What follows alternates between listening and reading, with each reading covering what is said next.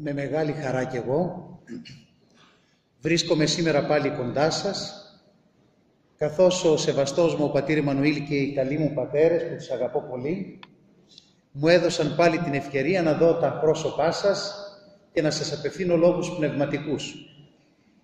Το θέμα μου σήμερα, αν διαβάσατε τον τίτλο, είναι «Η αξιοπρέπεια των ταπεινών».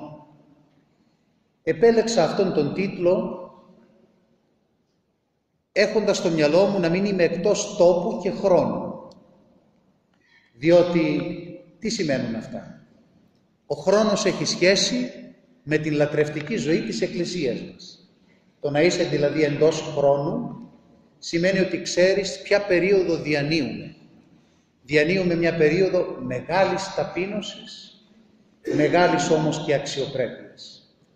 Μιας χαρμολύπης πνευματικής, όπου η Εκκλησία μας προβάλλει τον ίδιο τον Χριστό μας, το θεανδρικό πρόσωπό Του, ο οποίος ως τέλειος Θεός και τέλειος άνθρωπος, ενώ ήταν ο υψηλός Θεός, επί γης εφάνη ταπεινός άνθρωπος, βουλόμενος ελκύσε προς το ύψος τους ανθρώπους οι οποίοι τον αγάπησαν, τον πίστεψαν, τον ακολουθούν και τον προσκυνούν. Και λέω και εντός και τόπου, διότι εδώ στην Πετρούπολη έχετε μία μεγάλη ωφέλεια.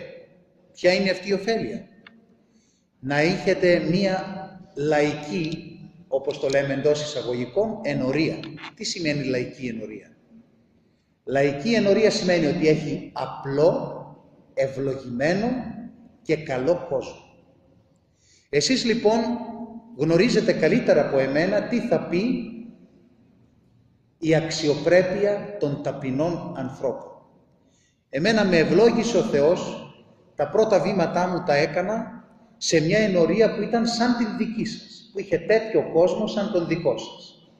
Τον Άγιο Νικόλαο Καλυθέας. Εκεί ήταν η πρώτη μου ενορία, η πρώτη μου θέση. Σε αυτήν την ενορία μου έδωσε την δυνατότητα ο Χριστόδουλος να διαλέξω να πάω. Την διάλεξα μέσα στις άλλες ενορίες και την διάλεξα για αυτόν τον λόγο. Διότι τότε από όλες τις ενορίες των Αθηνών που είχαμε πάει με τον Αρχιεπίσκοπο, τις ονομαστές, τις ξακουστές, τις πολλές με οικονομική επιφάνεια ανθρώπους, με μόρφωση ιδιαίτερη, όταν μου είπε πού θέλεις να πας, δεν του είπα κάποιον από αυτούς τους ονομαστούς ναούς, του είπα θέλω να πάω στον Άγιο Νικόλαο Καλυθέας. Και η απάντησή του ξέρετε ποια ήταν? Πώς σου ήρθε? Πώς δηλαδή διάλεξες αυτήν την ενορία? Και του είπα το εξής, ότι από όλες τις ενορίες που επισκεφθήκαμε των Αθηνών, που όλες είναι καλές, γιατί έχουν καλό κόσμο, γιατί έχουν ανθρώπους του Θεού, γιατί έχουν χριστιανούς που πιστεύουν στο όνομα της Αγίας Τριάδος. Αλλά αυτή η ενορία είδα ότι έχει απλούς και καλούς ανθρώπους. Σε αυτούς θέλω να πάω. Και κάθε φορά που με προσκαλεί ο πατήρ Εμμανουήλ και έχω επικοινωνία και με τον πατέρα Ευάγγελο που περιμένει έτσι με χαρά, και βλέπω και τον πατέρα Ιωάννη και τον πολιότων γερόντων εδώ, τον κτήτορα αυτού του περικαλούς Ιερού Ναού, χαίρομαι βαθύτατα γιατί έρχομαι ξανά σε κόσμο ο οποίος ταιριάζει στην ψυχή μου. Γι' αυτό και διάλεξα να είμαι εντός τόπου και εντός χρόνου με το θέμα μου η αξιοπρέπεια των ταπεινών. Ξέρετε, στους απλούς ανθρώπους επαναπάβεται ο Θεός. Γιατί ο ίδιος ο Θεός μας είναι απλός. Βλέπετε ότι ο Θεός, ο Πατήρ, ο Υιός και το Άγιον Πνεύμα, η Παναγία και ο Ομοούσιος και Ζωαρχική Τριάς, η μία Θεότης και Βασιλεία, ο παντοδύναμος Θεός μας, ο Παντοκράτορ Κύριος, είναι ο πιο ταπεινός όλων μας. Γιατί? Θα σας πω γιατί. Διότι όλοι μας όταν έχουμε κάτι πολύτιμο, τι κάνουμε? Το δείχνουμε στην βιτρίνα. Να το βλέπει όλος ο κόσμος, έτσι δεν είναι? Αν έχουμε κανένα σημικό στο σπίτι μας, κοιτάμε να βρούμε την πιο περίοπτη θέση να του δώσουμε προκειμένου αυτός που θα μπει στο σπίτι μας, το μάτι του να πέσει πρώτα εκεί και να πει κοίταξε τι ωραία πράγματα έχει. Όταν έχουμε ένα καλό ένδυμα, και εμείς οι ιερείς και οι άλλοι κοιτούμε στις μεγαλύτερες γιορτές ή όταν θα πάμε και σε εορτές και σε πανηγύρις με άλλους ιερείς, να φορέσουμε τα καλύτερα ώστε να δείξουμε ότι έχουμε καλύτερα. Ο Θεός όμως δεν κάνει έτσι. Ο Θεός ακόμα και στην δημιουργία του φάνηκε ταπεινός. Αν δείτε σε όλο το σύμπαν, σε όλη τη δημιουργία, ο ουρανός καλύπτεται από την ατμόσφαιρα και από την στρατόσφαιρα. Γι' αυτό και σε εμάς δεν είναι ορατή με το γυμνό μάτι τα σύμπαντα, οι πλανήτες, οι γαλαξίες, όλα αυτά τα οποία δημιούργησε ο Θεός με τόση αγάπη.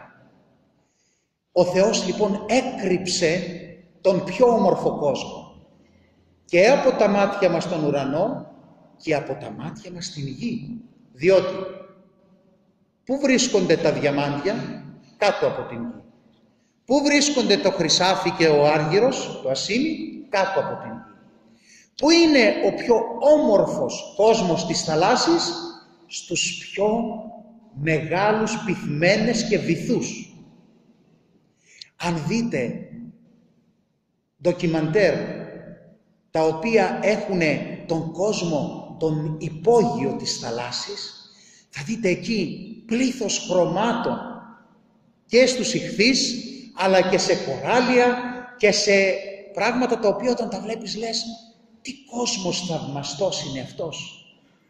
Ο Θεός λοιπόν τα πιο πολύτιμα της δημιουργίας του τα έκρυψε. Μέχρι και στον κόσμο που δημιούργησε έδειξε ταπείνωση. Ούτε γι' αυτό δεν κοκορεύτηκε ο Θεός. Για το γεγονός ότι έφτιαξε αυτόν τον κόσμο τόσο όμορφο, ώστε όταν πηγαίνουμε σε ένα μέρος και βλέπουμε μια ωραία πλάση, βλέπουμε την δημιουργία, βλέπουμε τα φυτά, βλέπουμε τα λουλούδια, λέμε όσε μεγαλύνθη τα έργα σου Κύριε, πάντα εν σοφία επίησας. Θαυμάζουμε αυτόν τον κόσμο. Και τα πιο όμορφα τα έκρυψε. Έχουμε λοιπόν έναν ταπεινό Θεό. Οπότε κανείς από μας δεν μπορεί να είναι εγωιστής. Και αυτή η ταπείνωση έχει μέσα της αξιοπρέπεια. Δεν έχει κακομοιριά, ούτε μιζέρια. Γιατί αν δείτε καμιά φορά κανέναν που κάνει τον ταπεινό, γιατί άλλο ταπεινοφροσύνη και άλλο ταπείνωση. Ταπεινοφροσύνη έχει και ο υποκριτής, ο οποίος κάνει τον ήσυχο, κρύβεται σε μία γωνίτσα, λέει εγώ δεν είμαι τίποτα, αλλά όλα αυτά τα λέει για να πούν όλοι οι άλλοι ότι είναι κάτι. Κάνει τον ταπεινό και τον ήσυχο, μαζεύεται σε μια γωνιά, κάνει τον κακομοίρη, τον μίζερο, αλλά μέσα του κρύβει εγωισμό και επιζητά όπως ο Φαρισαίος την επιβεβαίωση των άλλων ανθρώπων. Μόνο που κάνει το εξής. Ο Φαρισαίος στάθηκε στη μέση του ναού και καφιόταν. Εγώ έχω κάνει αυτό, έχω κάνει εκείνο, έχω κάνει τον, έχω τα άλλο, δεν είμαι σαν αυτόν. Έδειχνε έτσι με περιφρόνηση τον τελώνη, που δεν είναι σαν εμένα. Ο ψευτοταπεινός, αυτός που έχει ταπεινοφροσύνη αλλά δεν έχει ταπείνωση, που είναι κακομοίρης και μίζερος και ζητάει τον έπαινο των άλλων ανθρώπων, αυτός τι κάνει? Αυτός κάνει το αντίθετο. Πάει σε μια γωνιά, αλλά βλέπεις αυτή τη γωνιά, τον βλέπουν όλοι ότι είναι στη γωνιά. Δεν πήγε στο μέρος εκείνο να σταθεί και το καυχάται αυτό. Πηγαίνει στους δικούς του και λέει εγώ δεν πάω στα αυτά, εγώ σε μια γωνίτσα. Αλλά αυτό το λέει όχι γιατί θέλει την γωνία, αλλά γιατί θέλει όλοι οι άλλοι να πούν μωρέ τι ταπεινός άνθρωπος είναι αυτός. Τι άνθρωπος του Θεού είναι αυτός. Κοίταξε ταπείνος που έχει. Και συμβαίνει αυτό που λέει το Ευαγγέλιο και το ακούσαμε την Κυριακή της Τυρινής. Ότι ο πατήρ σου ο βλέπων εν το φανερό, ούκ αποδώσεις εν το φανερό, αλλά ο πατήρ σου ο βλέπων εν το κρυπτό, αποδώσεις εν το φανερό. Δεν λέει το Ευαγγέλιο το πρώτο, λέει το δεύτερο.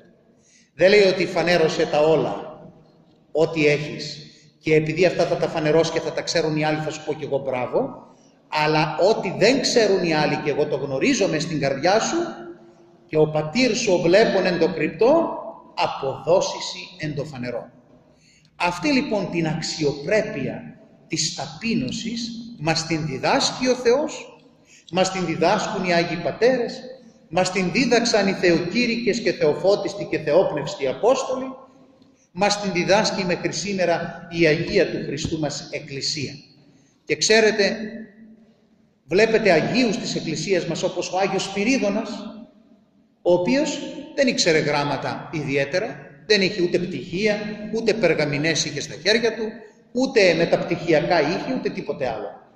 Αλλά με το γεγονός ότι ήταν γεμάτος από το Άγιο Πνεύμα και από την χάρη του Θεού, ήλκησε αυτήν την χάρη και αυτή η χάρη ακτινοβολούσε χωρίς να κάνει εκείνος ιδιαίτερη προσπάθεια. Πολλές φορές εμείς νομίζουμε ότι μπορούμε να κάνουμε το management του Θεού. Ο Θεός δεν θέλει ούτε manager ούτε marketing. Ο Θεός δεν χρειάζεται διαφήμιση από μας. Είναι από μόνος του αυτός που είναι. Και εμείς οφείλουμε να τον διακονήσουμε χωρίς να νομίζουμε ότι μπορούμε να του κάνουμε διαφήμιση του Θεού. Το μόνο που μπορούμε να κάνουμε μερικές φορές είναι να διαφημίζουμε τον εαυτό μας με το πρόσχημα και με την υποκρισία ότι τάχα αυτό το κάνουμε για να δοξάζεται ο Θεός. Οι Άγιοι λοιπόν Πατέρες μας δίδαξαν πολλά πράγματα. Και εγώ μία από αυτές τις περιπτώσεις θα σας πω, η οποία αναφέρεται στο Γεροντικό. Το Γεροντικό, ξέρετε, είναι ένα βιβλίο που έχει μια συλλογή από αληθινές ιστορίες Αγίων Γερόντων, οι οποίες είναι διδακτικές και μάλιστα είναι καταχωρημένες και σε κεφάλαια, αγάπη, ας πούμε, ανεξικακία, αυταπάρνηση, ταπείνωση, και από εκεί μπορούμε να αντλήσουμε παραδείγματα και για την προσωπική μας ζωή πώς μπορούμε να φερθούμε στην κάθε υπόθεση. Μία λοιπόν από αυτές τις περιπτώσεις θα σας πω. Ήταν ένας γέροντας, μοναχός, που είχε ένα πνευματικό παιδί που ήταν και αυτός καλόγερος, αλλά το πνευματικό παιδί αυτό είχε ένα μεγάλο πρόβλημα με την υπερηφάνεια. Ήταν πολύ υπερήφανος, ήταν εγωιστής, είχε αλαζονία μέσα του και αυτό ήταν το πρόβλημά του το μεγάλο. Και έκανε έναν αγώνα πνευματικό να το τυθασεύσει αυτό το πάθος. Επήγε λοιπόν στον γέροντά του και του είπε: «Γέροντα», λέει, «είμαι, λέει, εγωιστής, είμαι αλαζόνας, είμαι έτσι, είμαι πήξε, είμαι δείξε, είμαι αλλιώς». Και αφού τα είπε όλα αυτά, του λέει τότε ο γέροντάς του: «Έχεις δίκιο», λέει, «που είσαι έτσι». Αυτός τα χάσε. Περίμενε ο γέροντάς του να του μαζέψει τα λουριά, να τον βάλει σε σειρά. Και σου λέει: «Καλά, μου λέει και μπράβο». «Ναι», λέει του γέροντα. «Εσύ», λέει, «δεν είσαι αυτός που έφτιαξε τον ουρανό και τη γη?» «Όχι», λέει, γέροντα. «Εσύ», λέει, «δεν έφτιαξες τα άστρα και το φως, την θάλασσα και πάντα τα εναυτής?» «Όχι», λέει, γέροντα, «εγώ δεν είπα τέτοιο πράγμα». Του λέει: «Άμα δεν τα έφτιαξες εσύ αυτά και τα έφτιαξε ο Θεός, και ο Θεός μας είναι ταπεινός, εσύ πώς μπορείς να είσαι εγωιστής?» Και τον αποστόμωσε και διδάχτηκε. Γι' αυτό και ο πρώτος που μας διδάσκει αυτήν την ταπείνωση, σας το ξαναλέω, είναι η Αγία του Χριστού Εκκλησία με τον αρχηγό της σωτηρίας μας, τον Ιησού Χριστό. Ξέρετε, ο Σατανάς βρίσκει πολλούς τρόπους προκειμένου να ενισχύσει αυτόν τον εγωισμό του ανθρώπου. Γιατί ξέρετε, ο Σατανάς δεν ήταν ούτε πόρνος, ούτε μοιχός, ούτε ψεύτης, ούτε κλέφτης. Ο διάβολος ήταν εγωιστής. Και ο εγωισμός, λένε οι Άγιοι Πατέρες, είναι η αρχή όλων των αμαρτιών. Όλες οι αμαρτίες προέρχονται από τον εγωισμό. Τα πάντα. Αν ψάξετε σε κάθε αμαρτία, γίνεται γιατί έχουμε μέσα μας εγωισμό. Γιατί αυτός και όχι εγώ. Γιατί εκείνος και όχι εγώ. Γιατί να έχει αυτός και να μην το έχω εγώ. Γιατί εκείνος να είναι έτσι και εγώ να μην είμαι έτσι. Αφού εκείνος είναι έτσι, εγώ να τον αφανίσω για να μπορώ να είμαι και εγώ καλά. Είναι σαν την Αλεπού στον μύθο του Αισόπου, η οποία έκοψε την ουρά της κατά λάθος, από ατύχημα, και προσπάθησε να περάσει στις άλλες ότι αυτό είναι μόδα. Να το κάνουν κι όλες οι άλλες οι Αλεπούδες, να κόψουν την ουρά τους για να μην ξεχωρίζουν εκείνες από αυτή. Πολλές φορές λοιπόν και εμείς κάνουμε αυτό το πράγμα. Δηλαδή επειδή εμείς είμαστε χάλια, θέλουμε όλοι να γίνουν χάλια για να μην ξεχωρίζουν οι αρετές τους, για να μην φαίνεται η δική μας η μικροψυχία και η μικροπρέπεια. Αλλά ο διάβολος έχει πολλά ποδάρια, όπως λέει ο λαός, ο θυμόσοφος ελληνικός λαός, και τα πλοκάμια αυτά και τα ποδάρια του είναι οι τέχνες με τις οποίες απεργάζεται την απώλεια και τον γκρεμό και την καταβαράθρωση και την κόλαση του ανθρώπου. Ο διάβολος, λοιπόν, μία από τις τεχνικές που χρησιμοποιεί για να κάνει τον άνθρωπο εγωιστή είναι να του δώσει ύψη, να τον κάνει επιτυχημένο, να του δώσει ύψη επιτυχιών, επένων, θριάμβων, να ακούσει πολλά έβγε κολάκων και να μην ακολουθεί την ταπείνωση των Αγίων.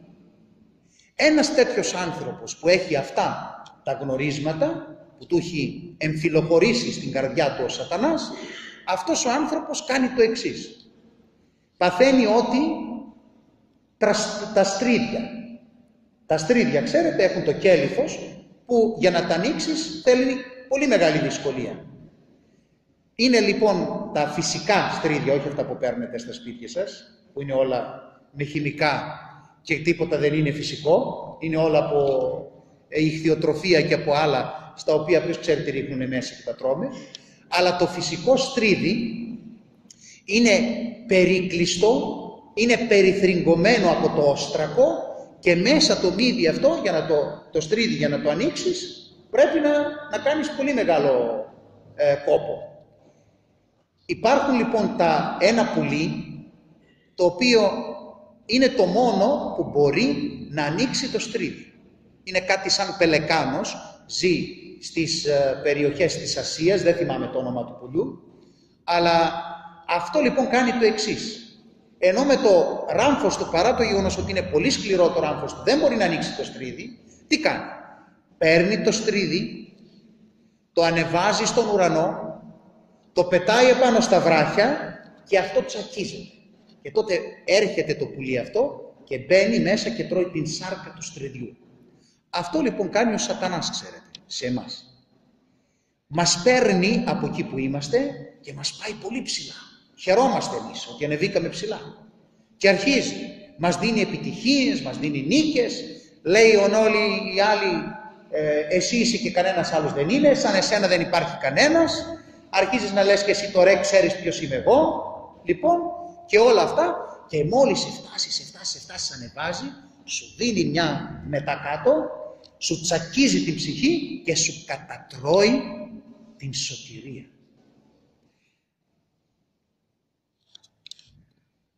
Οι άνθρωποι που ακολουθούν το παράδειγμα του σατανά και γίνονται είτε ηθελημένα είτε αθέλητα όργανα του, κάνουν το ίδιο σε εμάς. Ξέρετε, οι αρχαίοι μας πρόγονοι έλεγαν το εξής: να φοβάσαι τα φιλήματα των εχθρών σου και όχι τα χαστούκια των φίλων σου. Αν κάποιος είναι φίλος μας πραγματικός και βλέπει ότι εμείς δεν βαδίζουμε καλά στη ζωή μας, όσο πικρός και όσο σκληρός να είναι ο λόγος του, θα έρθει να μας πει κατά πρόσωπον την αλήθεια. Εάν έχουμε πνεύμα Θεού, τότε έχουμε την αξιοπρέπεια των ταπεινών. Βλέπουμε τα λάθη μας, ζητούμε συγγνώμη και αγωνιζόμαστε για τη διόρθωση. Εάν δεν έχουμε αυτό το πνεύμα και την αξιοπρέπεια των ταπεινών, αλλά έχουμε την μιζέρια των εγωιστών, τότε στοχοποιούμε αυτόν τον άνθρωπο, τον κάνουμε εχθρό, δεν τον υπολοιπτόμαστε, τον βάζουμε στο περιθώριο και πάβουμε να είμαστε φίλοι του. Και αγκαλιάζουμε όλους εκείνους που όλα τα βλέπουν σε εμάς καλά. Τα πάντα, ό,τι κάνουμε εμείς είναι καλό. Όλο οι άλλοι φταίνε, εμείς τα έχουμε κάνει όλα κούκλα. Οι άλλοι όλοι φταίνε, οι άλλοι όλοι τα έχουν κάνει άνω κάτω, μόνο εμείς τα έχουμε σε τάξη όλα. Και ενισχύεται έτσι ο εγωισμός μας και βλέπετε σε όλα τα επίπεδα της ζωής, από τους πιο σοφούς επιστήμονες από τους απλούς ανθρώπους τους αγράμματους μέχρι τον τελευταίο, αντί να βλέπεις αυτήν την αξιοπρέπεια των ταπεινών ανθρώπων που οδηγεί στον παράδεισο, βλέπεις αυτόν τον εγωισμό που οδηγεί σε πάρα πολλούς δρόμους. Αν δείτε στην πατρίδα μας, ένα από αυτό που πάσχουμε σήμερα, οι ασθένειες της εποχής μας, ιδιαιτέρως στην πατρίδα μας και σε όλο τον κόσμο, αλλά μια και μιλάμε για την πατρίδα μας, την τάχα ορθόδοξη και ελληνική, πρέπει να πούμε ότι δύο είναι οι αρρώστιες της εποχής μας, οι οποίες προέρχονται και οι δύο από τον εγωισμό. Η μία είναι η ψυχασθένεια. Ανθρωπολογικό δεν βρίσκεις. Οι περισσότεροι από εμάς, βάζω και τον εαυτό μου μέσα, οι περισσότεροι από εμάς είμαστε για δέσιμο. Ναι, τα σκέτα. Άλλοι άνθρωποι, επειδή δεν έχουν εξομολόγο, είναι με τα ψυχοφάρμακα. Οι περισσότεροι των ανθρώπων, χωρίς αυτά δεν στηρίζονται, γιατί δεν έχουν στόχο, δεν έχουν σκοπό, δεν έχουν νόημα στη ζωή τους, και όταν δεν τα έχεις όλα αυτά, φυσιολογικό είναι να έχεις πνευματικά κενά. Δεν λέω για αυτούς που έχουν πρόβλημα και χρειάζεται να πάνε στον νευρολόγο να πάρουν το χαπάκι τους. Όχι.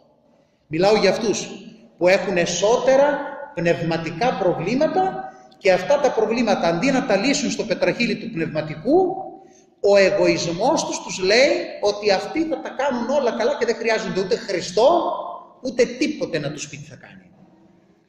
Οι περισσότεροι των Ελλήνων δυστυχώς δεν έχουμε Χριστό μέσα μας. Πάνε αυτά που ξέραμε η Ορθόδοξη Ελλάδα και το 98% κουραφέξαλα. Σας τα λέω να το ξέρετε. Η Ελλάς πλέον δεν είναι ούτε ελληνική ούτε ορθόδοξη. Και όποιος σας πει το αντίθετο ή πετάει στα ουράνια ή δεν ξέρει τι λέει. Δυστυχώς και εμείς που πάμε στην Εκκλησία, και ιερείς και αρχιερείς και πατριάρχες και αρχιεπίσκοποι και ευσεβείς άντρες, γυναίκες και παιδιά, δυστυχώς είμαστε και δεν είμαστε μέσα στον χώρο της Εκκλησίας. Από τον εγωισμό μας. Δεν έχουμε την αξιοπρέπεια των ταπεινών ανθρώπων. Εάν η Ελλάδα ήταν ορθόδοξη και είχε ταπείνωση, θα ήταν οι άνθρωποι μας τόσο τρελοί. Και ξέρετε ποια είναι η δεύτερη αρρώστια που σας είπα που προέρχεται από αυτόν μας τον εγωισμό, που φέρνει τρέλα. Ο εγωισμός φέρνει τρέλα. Διότι λέει ο Άγιος Γρηγόριος ο Θεολόγος, νους αποστάς του Θεού ή θηριώδης γίνεται ή δαιμονιώδης. Όταν λοιπόν είσαι μακριά από τον Θεό, θα τρελαθείς, δεν υπάρχει περίπτωση. Λέει η Αγία Γραφή και το στόμα του Θεού δεν λέει ψέματα, μοραίνει ο Θεός, ον βούλεται απολέσει. Αυτό που λέει ο κόσμος θα μας χάσει ο Θεός είναι αυτό. Μας τρελαίνει ο Θεός αυτούς που θέλει να τους χάσει. Διότι εχάσαμε εμείς τον Θεό, δεν μας άφησε ο Θεός, εμείς αφήσαμε τον Θεό. Η δεύτερη λοιπόν αρρώστια, ξέρετε ποια είναι? Η αγένεια. Αγενέστατη. Είμαστε παντού αγενείς. Στις προσωπικές και διαπροσωπικές μας σχέσεις. Στον τρόπο με τον οποίο βλέπουμε τους άλλους, είτε στο μετρό, είτε στα λεωφορεία, είτε οπουδήποτε αλλού. Στο πώς συναλλασσόμαστε ο ένας με τον άλλον, στο πώς εξυπηρετούμε ο ένας τον άλλον. Η γενικευμένη αυτή αγένεια είναι αποτέλεσμα του εγωισμού μας, του φιλοτομαρισμού μας, του γεγονότος ότι δεν έχουμε ταπείνωση. Και επειδή με ενδιαφέρει μόνο το τομάρι μου, όλοι οι άλλοι να πάνε να καούν. Δεν με ενδιαφέρει τίποτα. Έχουν λοιπόν οι άνθρωποι αυτόν τον εγωισμό και δυστυχώς η Ελλάδα, αν η Ελλάδα ήταν ορθόδοξη, θα δεχότανε τις εκτρώσεις. Θέλουμε, λέμε, να πάμε μπροστά στην Ελλάδα. Πώς θα πάμε μπροστά? Που είμαστε φωνιάδες? 500.000 καταγεγραμμένες εκτρώσεις κάθε χρόνο. Οι καταγεγραμμένες, αφήστε τις αυτές που δεν έχουν καταγραφεί. 500.000 παιδιά κάθε χρόνο σε μια Ελλάδα που πεθαίνει δημογραφικά, που θα γίνει χώρα γερόντων μόνον. Αυτή την χώρα 500.000 παιδάκια αθώα κάθε χρόνο είμαστε φωνιάδες. Πώς θα πάει η πατρίδα μας μπροστά? Και σας είπα ένα από αυτά που κάνουμε. Θα δεχόταν η πατρίδα μας να έχει ανεβασμένους επάνω σε οποιαδήποτε θέση, και σήμερα και χθες και παραχθές, κυβερνήτες οι οποίες να ψηφίζουν πράγματα τα οποία εναντίον της Εκκλησίας, καύσεις νεκρών, σύμφωνα συμβιώσεως, πράγματα αυτά είναι όσο. Και τα δέχτηκε αυτά πια η Ορθόδοξη Ελλάδα. Μόνο Ορθόδοξη δεν είναι η Ελλάδα. Μόνο Ορθόδοξη. Ελληνική συνείδηση δεν έχει κανείς. Ποια ελληνική συνείδηση όταν δεν ξέρεις την ιστορία σου? Όταν δεν ξέρεις τι είσαι, τι βαριά κληρονομιά φέρνεις και τι πρέπει να κληροδοτήσεις τα παιδιά σου. Γι' αυτό λοιπόν η Ελλάδα μας έχει εγωισμό. Η Ελλάδα στα χρόνια που εσείς οι παλαιότεροι τα ζήσατε, εμείς τα ζήσαμε για λίγο χρονικό διάστημα, στην παιδική μας και εφηβική μας ηλικία, και όλοι λέμε τι χρόνια ήταν εκείνα, που ο κόσμος είχε λίγα, αλλά είχε την αξιοπρέπεια των ταπεινών. Γι' αυτό και οι Έλληνες ήμασταν εύχαρις άνθρωποι, προσινείς, γλυκομίλητοι, αρχοντικοί σε όλα μας, φιλόξενοι, φιλότιμοι, φιλευσεβείς και φιλοπάτριδες. Τι είμαστε σήμερα? Από τον εγωισμό μας ήρθαν όλα αυτά. Γι' αυτό και πρέπει σε όλα τα επίπεδα της ζωής, θρησκευτική ηγεσία, πολιτική ηγεσία, πολιτιακή ηγεσία, πνευματική ελίτ του τόπου, όλοι αυτοί οι άνθρωποι από τον πρώτο μέχρι τον τελευταίο να έχουμε ταπείνωση. Γιατί αν δεν έχουμε ταπείνωση δεν έχουμε Θεό. Και αν δεν έχουμε Θεό τότε είμαστε φύλλο ρηγμένο στον άνεμο που μπορεί ο σατανάς να το φυσήξει και να το πάει όπου εκείνος θέλει. Για να διδαχθούμε λοιπόν από συμπεριφορές ανθρώπων σοβαρών και επιστημόνων, θα σας πω για έναν κορυφαίο επιστήμονα της ανθρώπινης ανατομίας των παλαιότερων χρόνων, τον Αντουάν Πτή. Αυτός ο άνθρωπος ήταν εξπέρ στην ανατομία του σώματος. Κάποιος λοιπόν πήγε και του είπε το εξής: «Γιατρέ μου, κύριε καθηγητά, εσείς λέει ξέρετε όλα τα μυστικά του ανθρωπίνου σώματος». Και τότε εκείνος γύρισε και του είπε το εξής: «Όχι, λέει, παιδάκι μου, εγώ είμαι, λέει, σαν τους ταξιτζίδες», γιατί αυτός ήταν στο Παρίσι, «σαν τους ταξιτζίδες, λέει, στο Παρίσι. Ξέρουν όλους τους δρόμους και τα σοκάκια, αλλά τι γίνεται μέσα στο σπίτι δεν το ξέρουν. Από τα σπίτια που περνάνε, το τι γίνεται στο κάθε σπίτι δεν μπορούν να το ξέρουν.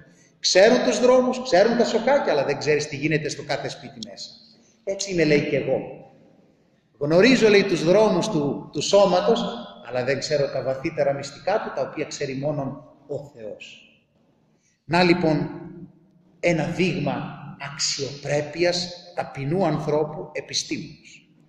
Αυτούς λοιπόν τους δρόμους, το ότι μπορούμε να έχουμε αυτήν την δύναμη, την πνευματική, από τον πιο μορφωμένο μέχρι τον πιο αγράμματο να δείξουμε ταπείνωση, τότε τα πράγματα γίνονται κατευχήν. Όταν δεν βαδίζουμε σύμφωνα με αυτόν τον δρόμο, τότε ακολουθούμε εκείνη την ευρύχωρη και την πλατεία οδό, η οποία οδηγεί στην απώλεια. Υπάρχουν άνθρωποι που έχουν υπεροχικές θέσεις, μια που άρχισα να λέω για επιστήμονες, ας πω και για κυβερνήτες. Λοιπόν, υπάρχουν άνθρωποι που έχουν ισχυρές θέσεις, εξουσιαστικές θέσεις, και βλέπετε η αλαζονία τους κάνει να παίρνουν αποφάσεις οι οποίες δεν είναι ωφέλιμες ούτε για την πατρίδα, ούτε για τον τόπο, ούτε και για τους ίδιους κατ' επέκταση, γιατί αυτές οι αποφάσεις που παίρνουν αύριο μεθαύριο θα καταδικάσουν τα παιδάκια τους. Όταν λοιπόν υπάρχουν όμως άνθρωποι της προκοπής, μπορούν λίγο να ελέγξουν εκείνους που εξέφυγαν λιγάκι.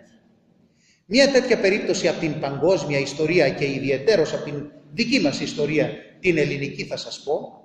Ο βασιλιάς ο Φίλιππος ο δεύτερος της Μακεδονίας, ο πατέρας δηλαδή του Μεγάλου Αλεξάνδρου, είχε πολλές νίκες καταγάγει για τον στρατό των Μακεδόνων Ελλήνων.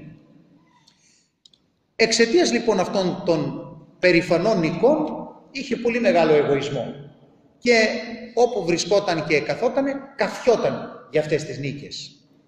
Υπήρχε και ένας βασιλεύς Έλληνας, ο Αρχίδαμος, ο οποίος ήταν στην Σπάρτη, ο οποίος όμως ήταν το εντελώς αντίθετο από τον βασιλέα Φίλιππο.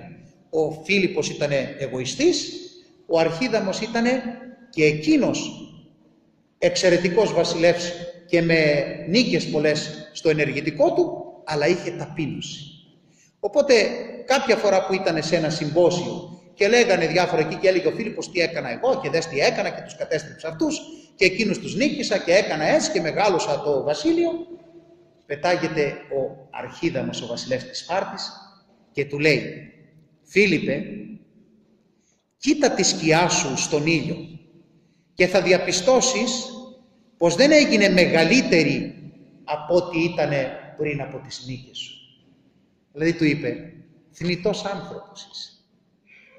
Ούτε το μπόι σου μεγάλωσε, ούτε η σκιά σου ακόμα δεν έχει μεγαλώσει περισσότερο αν την κοιτάξει τον ήλιο.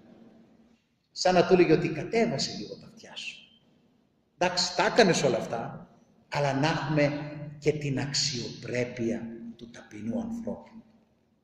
Ξέρετε, ο αξιοπρεπής άνθρωπος πετυχαίνει πολλά πράγματα, αλλά αυτά δεν τα θεωρεί κάτι. Γιατί? Γιατί περιμένει από τον εαυτό του να κάνει το ακόμα καλύτερο. Όταν κάνουμε κάτι καλό, δεν πρέπει να μένουμε σε αυτό και να λέμε εντάξει, αφού το κάναμε αυτό, τώρα ας μείνουμε εδώ πέρα. Μας αρκεί. Αλλά πρέπει να δώσουμε όθηση στον εαυτό μας, αυτό που μείναμε να μην μας φτάνει. Να λέμε ότι μπορούμε και καλύτερα. Αυτό δείχνει μια αξιοπρέπεια. Ο Θεός τι μας είπε? Γίνεστε ουν τέλειοι, όσπερ ο πατήρ ημών τέλειος εστίν. Τέλειος από εμάς δεν θα γίνει ποτέ κανείς. Αλλά ο αγώνας προς την τελειότητα μας ξεχωρίζει και από τον εγωιστή και από τον αλαζόνα και από τον οχαδερφιστή και από τον τεμπέλη και από τον άνθρωπο ο οποίος είναι αδιάφορος. Ο αγώνας ο πνευματικός. Να μην ξεχνάμε ότι είμαστε θνητοί, διότι η ταπείνωση, έλεγε ο Βενιαμίν Φραγκλίνος, είναι το καλύτερο και ασφαλέστερο είδος ρεαλισμού. Δηλαδή, να πατάνε γερά τα πόδια μας στη γη, να μην περπατάμε στα σύννεφα.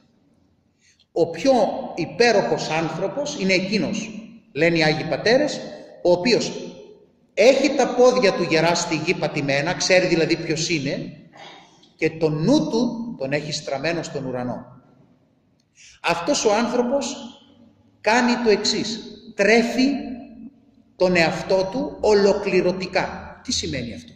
Ο Θεός δεν μας έπλασε εμάς τους ανθρώπους μονοφυσίτες, μας έπλασε διφυείς, δηλαδή έχουμε δύο φύσεις.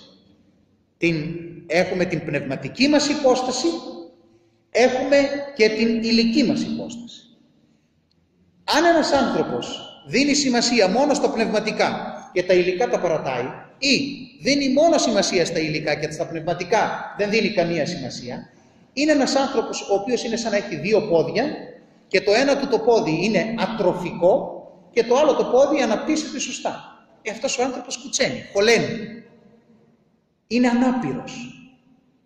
Γι' αυτό και οι Άγιοι Πατέρες λένε πνευματική χολότητα, δηλαδή κουτσαμάρα πνευματική, ότι ένας άνθρωπος δεν προσέχει την ψυχή του και προσέχει μόνο το σώμα του, ή προσέχει μόνο την ψυχή του και δεν προσέχει και το σώμα του. Ο Θεός μας έπλασε ολόκληρους ανθρώπους. Γι' αυτό και ο άνθρωπος όταν τρέφει την ψυχή του σωστά και τρέφει και το σώμα του και περιθάλπει αυτό όπως ο Κύριος στην Εκκλησία, τότε αυτός ο άνθρωπος έχει επίγνωση της καταστάσεώς του. Τι σημαίνει έχω επίγνωση της καταστάσεώς του? Ξέρω και τα χάλια μου, ξέρω και τα καλά μου. Και προσπαθώ τα χάλια μου να τα διορθώσω και τα καλά μου να τα κάνω καλύτερα. Έλεγε ο μακαριστός μεγάλος Αρχιεπίσκοπος Χριστόδουλος, έλεγε το εξής: το καλό έχει έναν εχθρό, καλό όμως εχθρό, το καλύτερο. Και το καλύτερο έχει έναν άλλον εχθρό, επίσης καλό, το άριστο. Αυτό πρέπει να έχουμε μέσα, μια ευγενή πνευματική φιλοδοξία και επιδίωξη. Να υπάρχει σε μας μια πνευματική κλίμαξ, μια σκάλα που να μην μένουμε στο πρώτο σκαλοπάτι και να λέμε καλά είμαι εδώ αφού έφτασα μέχρι εδώ πέρα, αλλά να θέλουμε να πατήσουμε τις κορυφές. Και ο Θεός σε αυτόν τον αγώνα, άσχετα με το αποτέλεσμα το οποίο θα φτάσουμε, θα δει αυτόν τον αγώνα και θα πει κοίταξε το παιδάκι μου, πόσα βήματα κάνει για να με φτάσει. Και σε αυτόν τον αγώνα εκείνος θα είναι αρρωγός και βοηθός και προστάτης. Εκείνος θα μας σκεπάσει σε αυτόν τον αγώνα. Ο άνθρωπος λοιπόν, ο οποίος ακούει αυτό που είπε ο Μπενιαμίν Φραγκλίνος, ότι είναι το καλύτερο και ασφαλέστερο είδος ρεαλισμού, το να ξέρεις να έχεις ταπείνωση, σε βάζει στο να είσαι μέλος της πραγματικότητας. Να ξέρεις δηλαδή τι σου γίνεται. Να ξέρεις τι συμβαίνει στον κόσμο μας σήμερα. Τι γίνονται, πώς πολιτεύεται ο κόσμος. Ποια είναι η θέση μου μέσα σε αυτήν την πνευματική κονίστρα. Ποια είναι η θέση μου μέσα σε αυτόν τον υλικό κόσμο. Πώς εγώ μπορώ να συνεισφέρω στην αλλαγή και στην μεταμόρφωση αυτής της κοινωνίας. Με το να αλλάξω πρώτα τον εαυτό μου και μετά τους άλλους. Όχι το αντίθετο, να αλλάξουν οι άλλοι και μετά. Αν αλλάξω εγώ. Ο Άγιος Μακάριος ο Αιγύπτιος έχει μία ιστορία η Εκκλησία μας, η οποία συνέβη στον Άγιο, ένα γεγονός πραγματικό που συνέβη στον Άγιο Μακάριο τον Αιγύπτιο, που δείχνει πόση μεγάλη σημασία έχει ο αγώνας ο πνευματικός των χριστιανών των Ορθοδόξων, όταν γίνεται με ταπείνωση, με την αξιοπρέπεια που έχει η ταπείνωση, και από την άλλη τι γίνεται, αυτός που την έχει αυτήν την ταπείνωση δεν ξεχνάει ότι ορισμένα από αυτά που κάνει εκείνος τα κάνουν και άλλοι άνθρωποι. Παραδείγματος χάρη να σας πω κάτι. Καλός άνθρωπος μπορεί να είναι και ένας μουσουλμάνος. Δεν σημαίνει ότι επειδή είναι χριστιανός δεν είναι καλός. Καλός άνθρωπος μπορεί να είναι και ένας Ινδουιστής. Καλός άνθρωπος μπορεί να είναι και ένας αιρετικός και ένας αλόθρησκος και ένας ετερόδοξος. Αλλά άλλο καλός άνθρωπος, άλλο χριστιανός. Ο χριστιανός ξεπερνάει αυτή του είδους την ανθρώπινη κοινωνική καλοσύνη. Υπερβαίνει την καλοσύνη. Φτάνει πάνω από την καλοσύνη.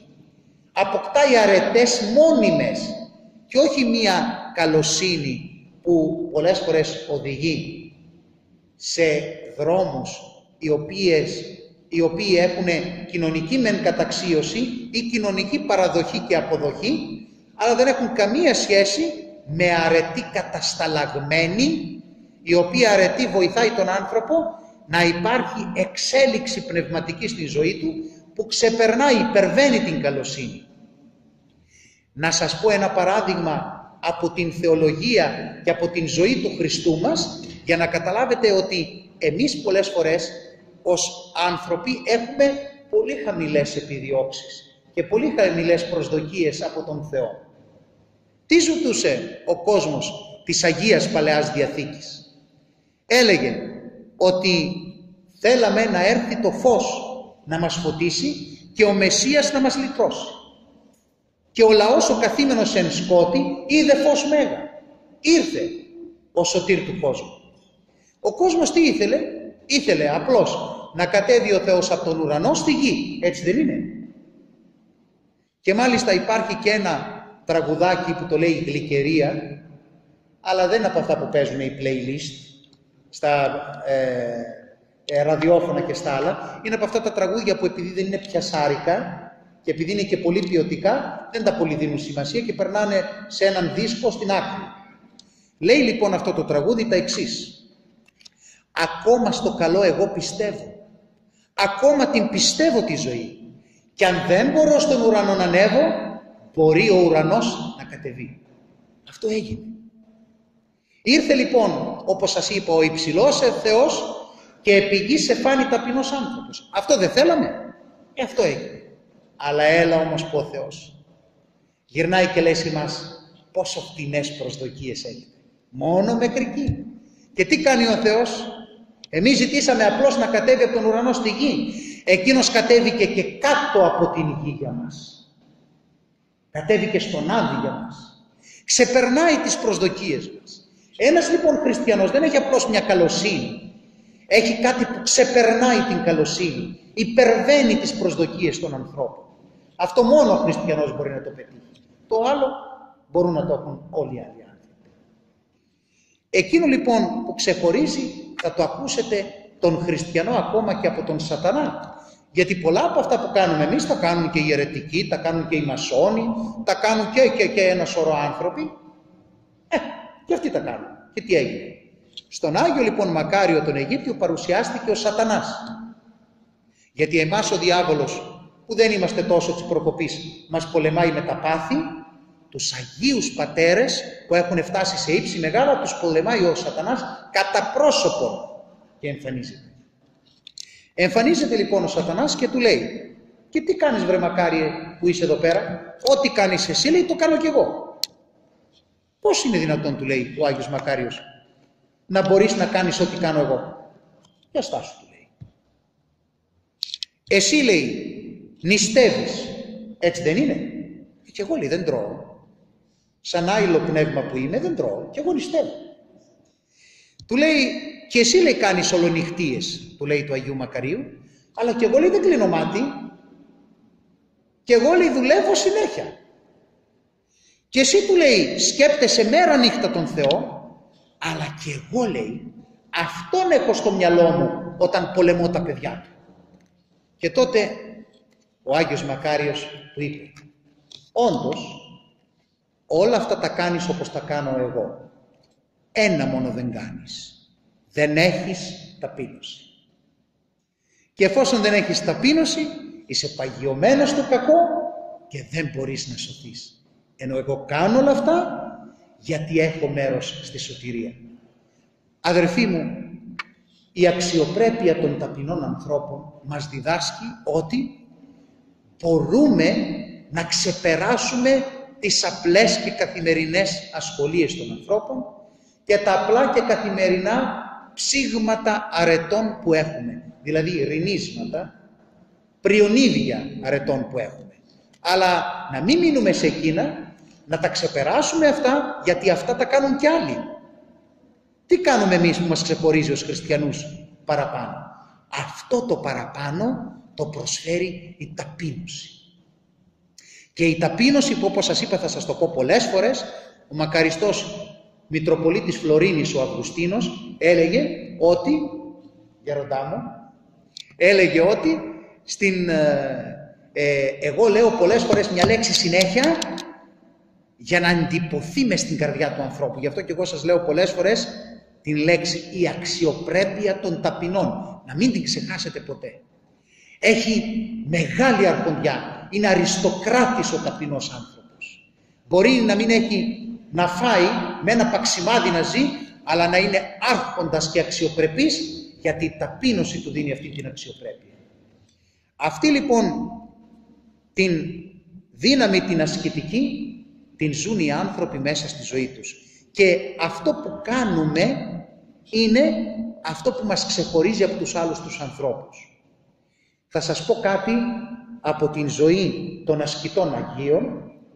Κάποτε ένας ασκητής εκλήθη από τον Πατριάρχη Αλεξανδρίας, τον Άγιο Αθανάσιο τον Μεγάλο, να τον επισκεφθεί, να αφήσει την έρημο για κάποιο θέμα και να πάει να επισκεφθεί τον Μέγα Αθανάσιο.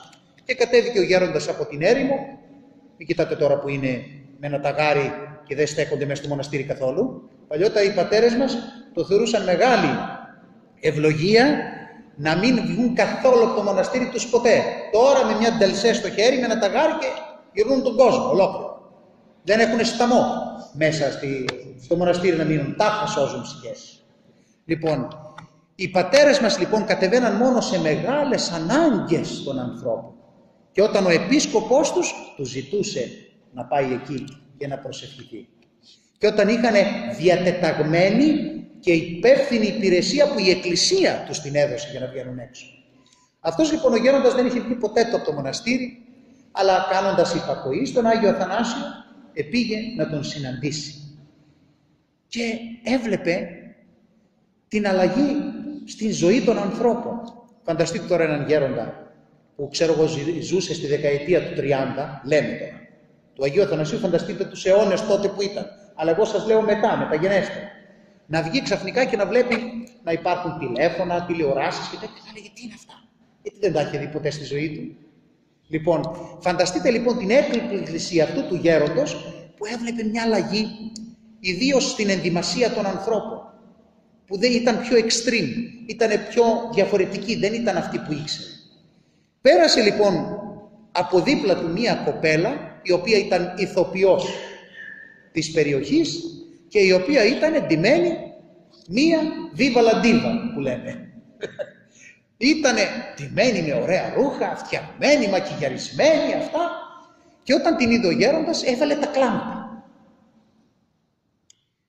Τότε τον ρωτήσανε, γέροντα, λέει, γιατί κλαις? Κλαίω, λέει, παιδάκι μου, γιατί σκέφτομαι, αυτή η κοπέλα κοίταξε πόσο κόπο έκανε να ντυθεί τόσο καλά για να αρέσει στους ανθρώπους. Τι κάνω εγώ για να αρέσω, λέει, στον Θεό? Μακάρι να έκανα κι εγώ τόσο κόπο όσο εκείνη για να αρέσω στον Θεό. Δεν κατηγόρησε την κοπέλα, κατηγόρησε τον εαυτό του. Η αξιοπρέπεια των ταπεινών επιβάλλει τον εαυτό σου να βρεις στα λάθη του και όχι τον άλλον τα λάθη. Και να τα υπερτονίσεις και να πάρεις τον εαυτό σου και να θεωρήσεις ότι είσαι κάτι, και αυτό το κάτι να το πάρει ο σατανάς από 2% που το έχεις και να στο κάνει 100% απώλεια. Πρέπει λοιπόν, αδελφοί, να αναγνωρίζουμε τις ελλείψεις μας και να μην δίνουμε τόσο πολύ μεγάλη αξία και σημασία στις όποιες καλές πτυχές του εαυτού μας έχουμε. Ο Άγιος Ιωάννης της Κλίμακος μας διδάσκει μέσα από την ζωή του να βλέπουμε ότι ο αγώνας αυτός της ζωής, αυτός ο μόχθος, αυτός ο κόπος, αυτή η εργώδης και κοπιώδης συμπεριφορά του ανθρώπου για να ελκύσει την χάρη του Θεού έχει πολλή θλίψη, πολλά δάκρυα, πολλούς στεναγμούς, αλλά και να μην απελπιζόμαστε εξαιτίας αυτής της καταστάσεως, γιατί όλα αυτά τα λέμε, αλλά αν πρακτικώς δεν εφαρμόζονται, τότε δεν έχουν καμία αξία. Ξέρετε, οι Άγιοι μας, να τους βλέπετε εδώ, που τους έχουμε γύρω-γύρω στην εκκλησία μας υποδεικνύουν αυτό το πράγμα. Τι μας λένε? Ότι άνθρωποι ήμασταν κι εμείς, σαν εσάς. Και εκείνο που μας ξεχώρισε από τους άλλους ανθρώπους και φτάσαμε στην αγιότητα, είναι το γεγονός ότι αγωνιστήκαμε με το 100% των δυνάμεών μας. Και υπάρχουν Άγιοι της πιστεώς μας που κάναν τέτοια πράγματα που εμείς ούτε καν έχουμε σκεφτεί να τα κάνουμε. Τόσα έσχη. Δεν έμειναν εκεί. Όπου επλεώνασεν η αμαρτία, λέει ο Απόστολος Παύλος, υπερεπερίσσευσεν η χάρις του. Γι' αυτό και όταν ο αγώνας γίνεται με ταπείνωση και με αξιοπρέπεια και με το 100% των δυνάμεών μας, αυτός ο αγώνας στέφεται από επιτυχία. Και αυτή η ταπείνωση είναι εκείνη η οποία υψώνει τον άνθρωπο. Γιατί τι είπε ο Χριστός? Πας ο υψών εαυτόν ταπεινωθήσετε, ο δε ταπεινών εαυτόν υψωθήσετε. Λοιπόν, σε αυτά τα ύψη, για να φτάσουμε, θέλει αγώνα. Ξέρετε, το αερόστατο, για να πετάξει, αν πάτε καμιά φορά προσκύνημα στην Καπαδοκία, έχει εκεί αερόστατα. Εμείς είχαμε πάει μια φορά με την ενορία μου της Αγίας Παρασκευής, με τον καλό μας εκεί τον κόσμο, που είναι υπέροχοι άνθρωποι, δοξάζω τον Θεό. Έχω καλούς συνεφημερίους, ανθρώπους του Θεού, ιερείς και καλό κόσμο στην ενορία. Όταν είχαμε πάει, ανεβήκαμε στα αερόστατα και πήγαμε εκεί να δούμε από πάνω τα υπόσκαφα σπήλαια των πατέρων μας που με έφτιαξαν με τόση πίστη. Όταν λοιπόν πήγαμε εκεί, ανεβήκαμε όσοι μπορούσαμε, γιατί πολλοί φοβόνταν, δεν ανεβήκανε. Από τους 50 που ήμασταν, ανεβήκαμε οι 17. Και όταν ανεβήκαμε εκεί πέρα, μας έδειξαν πρώτα όλη την διαδικασία πώς φουσκώνει το αερόστατο. Ήμασταν εκεί δηλαδή, το βλέπουμε. Και για να πετάξει το αερόστατο, χρειάζεται να πετάξεις από μέσα βάρη. Υπάρχουν σακιά που το κρατάνε, υπάρχουν βαρύδια που το κρατάνε γερά στη γη, σκοινιά. Για να πετάξει λοιπόν πρέπει να πεταχθεί το βάρος. Όταν λοιπόν θέλουμε να φτάσουμε σε ύψη και σε ουράνιες πνευματικές σφαίρες, πρέπει να πετάξουμε βάρη αμαρτιών. Πρέπει να αφήσουμε αυτά τα σκοινιά που μας κρατάνε δεμένους στην γη, για να μπορούμε να πετάξουμε στον ουρανό και να φτάσουμε στην ατμόσφαιρα την πνευματική. Ο Άγιος λοιπόν Ιωάννης της Κλίμακος, ξέροντας ότι υπάρχει τέτοιος αγώνας Όλοι λέμε ότι ξέρεις κάτι βρε παιδάκι μου, ξέρεις πόσα τραβάω. Ποιος από εμάς δεν το λέει. Όλοι σας το έχετε πει και εγώ το έχω πει. Τι τραβάω σε αυτό το θέμα, τι έχω σε εκείνο, τι δυσκολία έχω. Όλα αυτά καλά, αλλά κοίταξε τι περνάω. Εγώ έχω τόσα πράγματα να αντιμετωπίσω. Οικονομικές δυσκολίες, ψυχικές δυσκολίες, άλλου είδους οικογενειακές και άλλες δυσκολίες. Ξέρεις πόσα πράγματα κάνω, πού να κάνω τον αγώνα, πότε να τον κάνω τον αγώνα, πώς να τον κάνω τον αγώνα. Και βλέποντας αυτά τα πράγματα αισθανόμαστε και ότι δεν πρόκειται ποτέ να καταφέρουμε τίποτα. Όμως, να, και θα σας πω αυτό που συνέβη στον Άγιο Ιωάννη, τον της Κλίμακος, τον Σιναήτη Άγιο Ιωάννη, είδε σε όραμα όλες τις πολυπίκυλες παγίδες που στείνει ο σατανάς στους ανθρώπους για να τους κάνει υποχείριά του. Όταν τα είδε όλα αυτά έφρυξε, γιατί είδε φρικτά πράγματα. Και τότε ένα φοβερό αίσθημα δειλίας καταστάλαξε στην καρδιά του και τα χείλη του ψιθύρισαν τα εξής. Με όλα αυτά που είδε λέει, ποιος μπορεί να σωθεί από αυτές τις παγίδες, ποιος μπορεί να τα καταφέρει. Και τότε λέει, ακούστηκε σε αυτή την ερώτηση, ποιος μπορεί να μείνει άτρωτος από αυτές τις παγίδες που βάζει ο σατανάς, ακούστηκε λέει φωνή εξ ουρανού που του είπε, η ταπείνωση. Αυτή μπορεί να οδηγήσει στο να σπάσουμε όλες τις παγίδες του διαβόλου, να τις ξεπεράσουμε, να διαφυλαχθούμε από αυτές και να καταφέρουμε πνευματικές αναβάσεις, να φτάσουμε σε υψόμετρα πνευματικά τέτοια που να μυρίζουμε τον αέρα της αγιότητος και της αγιοπνευματικής καταστάσεως και κατανήξεως.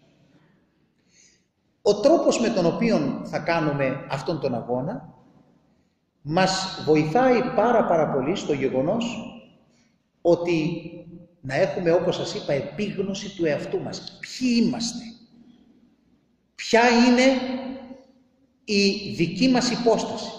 Να μην ξεχνάμε ότι είμαστε παιδιά του Θεού του Τριαδικού. Να μην ξεχνάμε ότι ζούμε μέσα στον ζίδωρο αέρα της αγιωτάτης του Χριστού μας Εκκλησίας, της θεοπρεπεστάτης και αγιοφόρου, όπως λέει ο Άγιος Ιγνάτιος ο Θεοφόρου. Και να μην ξεχνάμε και εμείς ότι είμαστε και Έλληνες. Όταν θα έχουμε αυτή την ελληνοορθόδοξη αυτοσυνειδησία και επίγνωση, τότε θα ξέρουμε ποιοι είμαστε.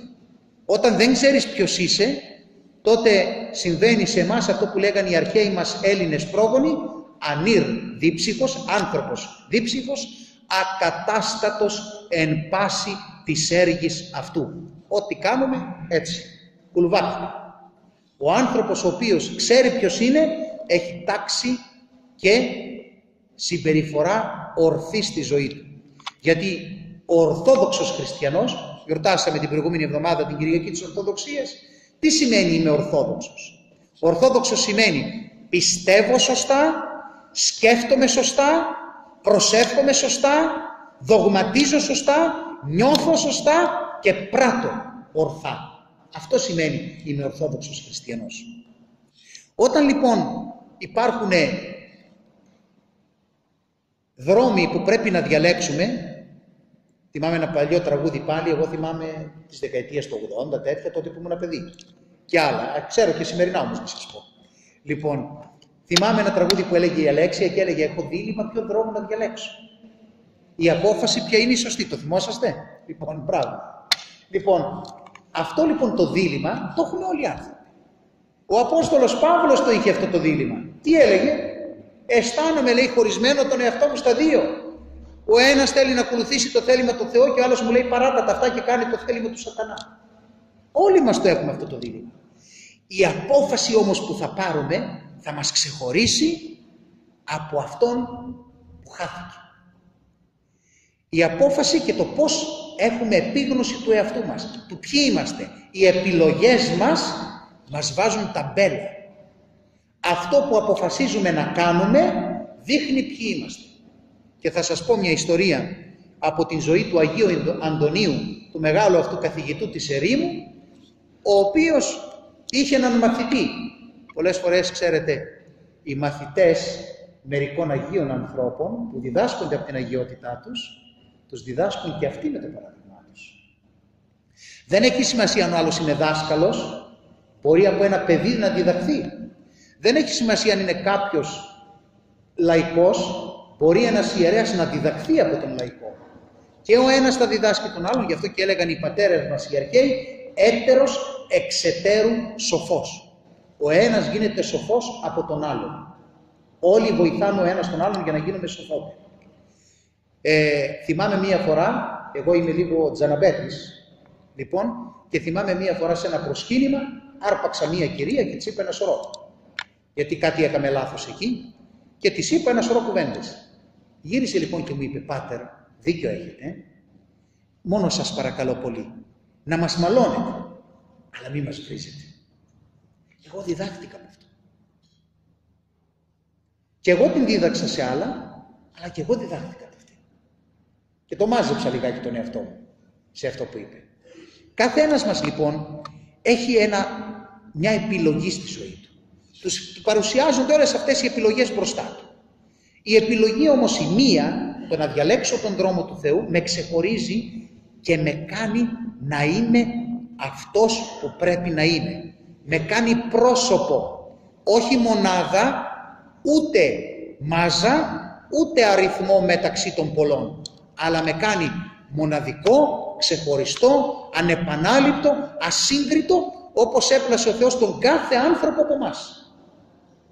Αυτό λοιπόν το έζησε ο Άγιος Αντώνιος και διδάχθηκε από τον μαθητή του, ο οποίος ήταν ο Άγιος Παύλος, ο απλούς, ο απλός. Ονομάστηκε απλός γιατί είχε την αξιοπρέπεια του ταπεινού ανθρώπου. Και σας τα λέω εγώ αυτά, το να ξέρετε, σας το εξομολογούμε δημόσια και αμαρτία εξομολογουμένη ουκ έστι αμαρτία, και τα λέω και στον πνευματικό μου τον πατέρα Μύρονα, λοιπόν, ότι εγώ που σας τα λέω αυτά δεν είμαι καθόλου απλός. Δεν είμαι απλός, δυστυχώς. Είμαι δύσκολος, δεν έχω απλότητα. Και πόσο χαίρομαι όταν βλέπω έναν άνθρωπο απλό. Αλλά αυτόν τον αγώνα για να κερδίσουμε την αξιοπρέπεια των ταπεινών ανθρώπων, την λέω εγώ σε εσάς, αλλά την ακούω κι εγώ. Σας είχα πει κάποια άλλη φορά που ήρθα, σας το ξαναλέω. Ο Χριστόδουλος, ο μακαριστός, αυτός μεγάλος αρχιεπίσκοπος, έλεγε «Τα δικά μου τα αυτιά είναι πιο κοντά στο στόμα». Όταν εμείς οι ιερείς κάνουμε κηρύγματα, αυτά που λέμε είναι και για μας πρώτα και μετά για τον κόσμο. Γι' αυτό λοιπόν όλοι πρέπει να διδαχθούμε από αυτήν την αξιοπρέπεια των ταπεινών και όλοι μπορούμε να πάρουμε ο ένας από τον άλλον παραδείγματα και να γίνουμε καλύτεροι. Ο Άγιος λοιπόν Αντώνιος είπε στον Άγιο μαθητή του, τον Παύλο τον Απλούν, λέει «Παιδί μου έστειλε επιστολή ο αυτοκράτορας των Ρωμαίων, ο Μέγας Κωνσταντίνος, και μου ζητάει να αφήσω λιγάκι την ησυχία της ερήμου και να πάω στο παλάτι να μείνω μερικές ημέρες που θέλει να με γνωρίσει. Τι λες εσύ, του λέει, να πάω? Και τότε του απάντησε ο Άγιος Παύλος, εάν πας θα είσαι ο Αντώνιος, εάν δεν θα πας θα είσαι ο Αβάς Αντώνιος. Γιατί? Διότι ένας άνθρωπος, θα το δείτε σε εμάς, μόλις ένας δεσπότης, ένας παπάς, ένας, λέω για μας έτσι, για να καταλαβαίνετε και τα δικά σας, μόλις βλέπει κανένα δήμαρχο, κανέναν υπουργό, κανένα βουλευτή, κανένα πρωθυπουργό, ξεφρακωνόμαστε. Να προσκυνήσουμε, να χαιρετήσουμε, να τους πούμε, να δείξουμε στους άλλους ότι έχουμε σχέσεις με υπεροχικούς ανθρώπους, με τους συνυπεροχία όντας. Άμα δούμε κανέναν ταπεινό άνθρωπο, δεν του δίνουμε σημασία, καμία. Άμα δούμε αυτούς που έχουν θέση και εξουσία, πέφτουμε στα γόνατα. Λοιπόν, το ίδιο κάνει όλος ο κόσμος. Μόλις κάποιος είναι σε μια θέση, κοιτάμε τι θα πάρουμε από αυτόν, πώς θα τον εκμεταλλευτούμε, και αν έχουμε μια γνωριμία να την πούμε παντού. Παντού. Εγώ με τον τάδε παίζουμε καρπαζιές. Εγώ με τον πρωθυπουργό κάθε μέρα πίνουμε καφέ. Εγώ με τον τάδε ηθοποιό έχω σχέσεις. Εγώ με την τάδε τραγουδίστρια στο σπίτι μας μεγάλωσε. Θυμάμαι, θα σας πω κάτι να γελάσετε, όταν εξελέγει αρχιεπίσκοπος ο Χριστόδουλος και ήρθαμε στην Αθήνα, τότε στην Ξάνθη πήγαιναν οι δημοσιογράφοι και ρωτούσαν εκεί, γιατί ο Χριστόδουλος είχε γεννηθεί στην Ξάνθη. Λοιπόν, και ο πατέρας του ήταν δήμαρχος στην Ξάνθη, ο αείμνηστος Κωνσταντίνος Θεός χωρέστο. Λοιπόν, και πήρανε συνεντεύξεις και μια μέρα που μας έφεραν την κασέτα και τη βλέπαμε, έδειχνε και μια γιαγιά, η οποία το όνομα το βαπτιστικό του Αρχιεπισκόπου Χριστοδούλου ήταν Χρήστος. Και έλεγε, εγώ, λέει η γιαγιά, τον Χριστάκη εδώ, στα γόνατά μου τον έπαιζα. Και γελάει και λέει ο Χριστοδούλος, πότε καλέ, λέει. Εγώ, λέει, ουδέποτε μεγάλωσα στην Ξάνθη. Γεννήθηκα μεν στην Ξάνθη, αλλά ο πατέρας μου δια τον φόβο των Βουλγάρων μας επήρε και μας εγκατέστησε στην Αθήνα και δεν μεγάλωσα στην Ξάνθη. Πότε αυτή με έπαιξε, λέει, στα πόδια της. Το ήταν μικρός, το είχε ξεχάσει, αλλά δεν συνέβη ποτέ. Πολλές φορές λοιπόν οι άνθρωποι παρασταίνουμε τους πολύ μεγάλους γιατί είμαστε ετερόφωτοι. Δεν έχουμε φως οι ίδιοι. Θέλουμε να πάρουμε φως από τους άλλους. Και θέλουμε να πάρουμε αξία από την δική τους αξία και μερικές φορές αυτούς τους οποίους προβάλλουμε ως αξίες, μόνο αξίες δεν είναι. Λοιπόν, και εμείς προκειμένου να μας πούν οι άλλοι, μπράβο, τι γνωριμίες έχεις, μπράβο, τι καλός που είσαι, μπράβο, μου αρέσει, έχεις τέτοια δύναμη, και να μας ζητάνε και ρουσφέτια μετά από αυτό, κάνουμε τους καμπόσους. Αυτό λοιπόν δεν είναι αξιοπρέπεια ταπεινών.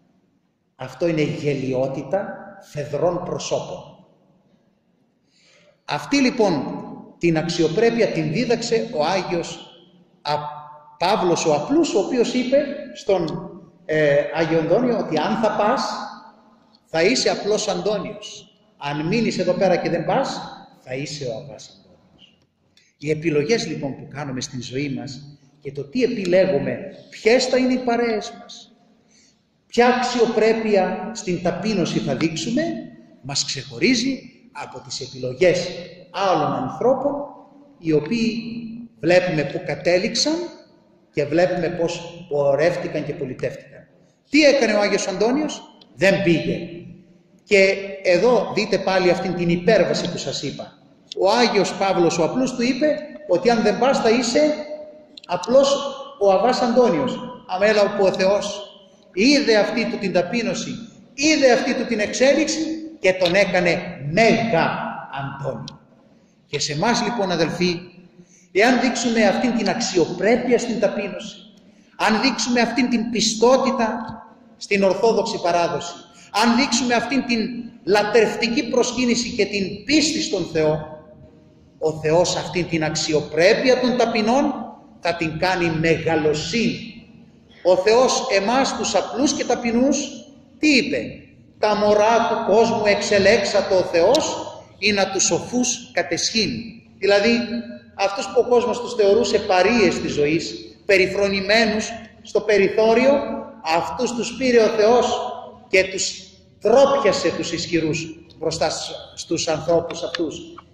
Φαίνεται, λέει, μορία η σοφία τους. Γι' αυτό αδερφοί, αυτήν την αξιοπρέπεια των ταπεινών προσπαθήστε να την καλλιεργήσουμε. Αυτήν την αξιοπρέπεια των ταπεινών εγκολποθείτε την.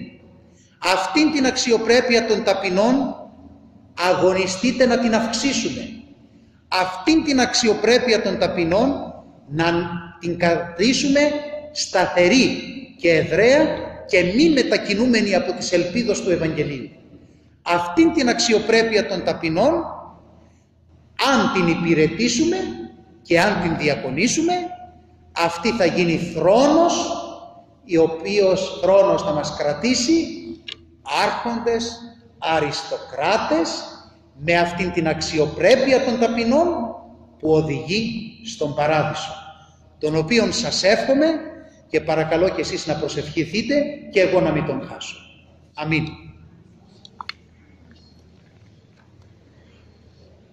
Ευχαριστούμε τον Πατέρα Πυρίσιο. Σέβεται πάντα. Είναι πολύ μακριά. Ευχαριστώ πολύ. Να σας ευλογεί ο Θεός, παρά το γεγονός ότι κάναμε προσευχή και δεν χρειάστηκε την προσευχή να ξεκινήσουμε γιατί ήταν συνέχεια του καταληκτικού, εν τούτης Ας πούμε έναν ύμνο στον Θεό, έτσι ως καταληκτήρια προσευχή. Να πούμε όλοι μαζί το σε υμνούμε. Σε υμνούμε, σε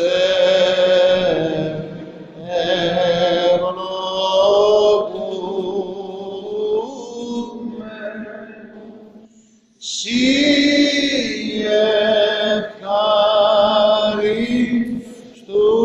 ευχαριστούμε, Κύριε,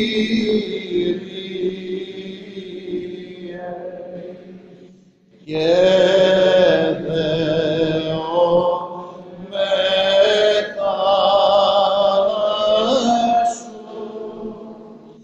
ο